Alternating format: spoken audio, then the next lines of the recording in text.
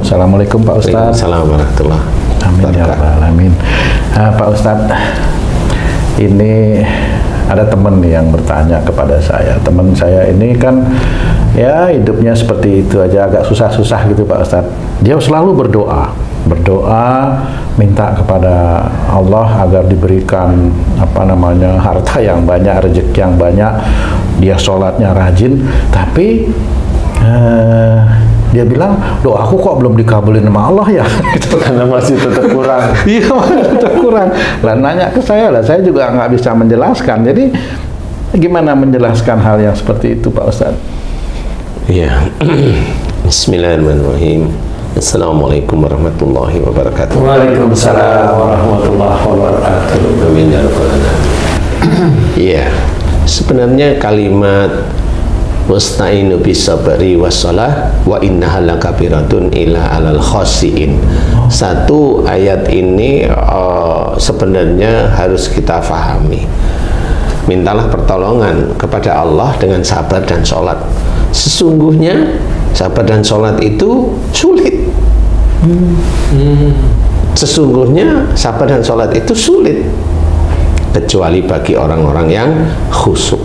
Nah, ayat ini menceritakan bahwa temenmu, kamu, Haji C, saya dan sebagainya itu kan katanya iman kepada Allah Ta'ala, ya, katanya iman kepada Allah Ta'ala, iman kepada takdir, kemudian juga berusaha untuk bekerja, mencari rizki yang halal, yang thayyib, bagi yang rezekinya halal. Kalau rezekinya nggak halal ya saya nggak bisa cerita ya. Selama hidup juga susah mau cari yang halal ya, paling halal gajinya aja. Berapa sih gajinya itu? Yang bonus-bonusnya ya enggak lah. Nah, di dalam mensikapi kehidupan di dunia ini, kesabaran dan sholat itu selalu dibutuhkan. Baik persoalan dengan istri, baik persoalan dengan anak, baik persoalan dalam pekerjaan itu, sabar dan sholat itu kita butuhkan sebenarnya. Dan sungguhnya itu sulit, makanya diceritain oleh Allah Ta'ala dalam Quran. Sungguhnya itu sulit. Sulit itu apa? Karena bisa aja Allah itu memang belum memberikan apa yang dia inginkan, kalau itu duniawi. Dan bahkan bisa tidak diberikan oleh Allah Ta'ala. Jadi kenapa bisa tidak diberikan? Ya bisa aja karena memang kalau orang ini diberikan sesuatu yang dia inginkan, kekayaan, bisa tambah merusak imannya. Nggak diberikan oleh Allah Ta'ala. Berarti Allah tuh maha kasih sayang. Ya Allah, betul. Tapi apakah orangnya sendiri itu merasa dikasih sama Allah Ta'ala? Kan gitu. Jadi bagaimana dia harus menjalani sabar? Sabar sampai kapan? Sabar menurut aturan Allah. Nah, bagaimana kalau Allah mau menitipkan harta yang lumayan banyak bagi seseorang yang imannya kuat? Kuatkan iman itu setiap saat. Dan tidak perlu minta harta. Tidak perlu minta harta sama Allah Ta'ala. Kerja dengan rajin, kerja dengan ikhlas di jalan Allah.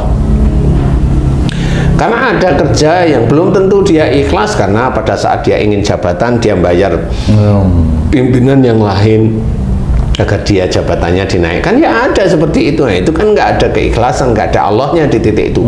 Walaupun dia sholat, kalau dia nyogok berarti dia menentang syariat Islam. Kemudian pada saat dia kerja, dia ngorek-ngorek asap besi, ada aspal, ada rel, ada dan sebagainya, itu dikorek-korek semuanya. Dan ini kan semuanya bisa menjadikan dia penentang agama Allah, syariat Islam di dalam melakukan pekerjaan. Nah, kalau pekerjaan itu berpuluhan-puluhan tahun, ya dia selama puluhan tahun menentang syariat Islam. Kan seperti itu. Nah, di titik ini orang itu sepertinya gampang, dia kaya, kemudian dia bisa menimbun hartanya, bisa. Tetapi apakah besok dia di akhirat selamat? Enggak, orang itu enggak akan selamat. Apakah sholatnya nanti kan bisa dihitung? Enggak. Dalam salah satu hal dia muflis, yaitu dia tidak ada gunanya sama sekali apa namanya, sholatnya, puasanya dan sebagainya, tidak ada gunanya sama sekali. Jadi percuma. Nah, orang yang seperti ini kalau dikasih seperti ini nggak mau dia. Dia nggak mau, dia milih, oh jangan undang ustadz yang seperti itu kan gitu ya. Tidak menyenangkan hatinya. Ya tidak ada masalah. Ini kan kita bicara tauhid, pasti banyak orang tidak suka. Nah, di titik inilah sebenarnya jangan tergoda, tergiur dengan masalah harta. Bekerjalah dengan baik, tulus, ikhlas. Nanti Allah akan tetap memberikan jalan-jalan rezeki yang memang tidak disangka-sangka. Bahwa tidak disangka-sangka, orang itu kalau sudah berbicara tidak disangka-sangka itu besar. Padahal tidak disangka-sangka itu setiap kali dia itu lagi membutuhkan rezeki Allah Ta'ala ada pekerjaannya, itu juga nggak disangka-sangka sebenarnya. Jadi jangan berpikir kalau nggak disangka-sangka itu besar gitu. Betul. Itu kan kata teman-teman saya yang lain, itu namanya rezeki tidak disangka-sangka itu besar sekali. Enggak. Kayak kamu mamanya tuh, kamu pensiun, ada aja rezeki yang tidak disangka. Ya? Nah, tidak disangka itu sendiri kan nggak ngerti bahwa iya ya. Kan begitu, seperti itu. Nah, disinilah sebenarnya orang harus paham. Rezeki yang tidak disangka nggak harus besar, tapi continue aja.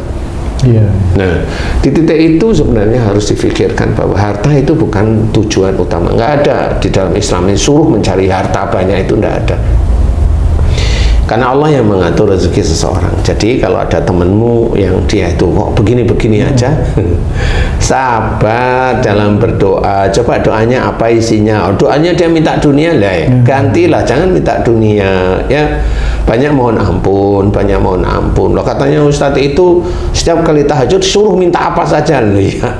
Ya jangan, itu kan permintaan ustadzmu ya. Janganlah ya, ikutin perintah Allah Ta'ala. Bagaimana? Wabil asharihum yastaghfirun, salah satunya itu. Dan di penghujung malam mereka selalu memohon ampun. Penghujung malam ini identik dengan kamu melakukan sholat sunnah tahajud. Banyak-banyaklah mohon ampun di situ. Nah, kan jelas itu perintah Allah Ta'ala. Nah, di titik itu mudah-mudahan dengan kamu tulus, kamu ikhlas, kemudian kamu berubah dari sifat-sifat tidak baik menjadi baik, sifat tidak baik menjadi baik, itu dari Allah Ta'ala. Nah, mudah-mudahan nanti imanmu kuat untuk menerima beberapa tambahan rezeki dari Allah Ta'ala. Ya, nanti Allah yang akan tahu. Sehingga nggak perlu minta dunia sebenarnya. Jadi Allah sudah tahu kuat nggak kita sebagai manusia itu kalau dititipi harta oleh Allah Ta'ala. Banyak-banyak bersyukur atas nikmat Allah yang tidak akan bisa kita hitung. Sejak kita dalam kandungan ibu kita hingga saat ini itu nggak bisa kita hitung. Bersyukurlah kepada Allah Ta'ala agar kita termasuk hamba-hamba Allah yang senantiasa bersyukur apa saja. Kehidupan kita sejak dari mulai kita dalam kandungan ibu kita sampai sekarang itu kita diselamatkan oleh Allah Ta'ala, syukuri itu. Seperti itu nggak pernah disyukuri. Nah, itu harus ya.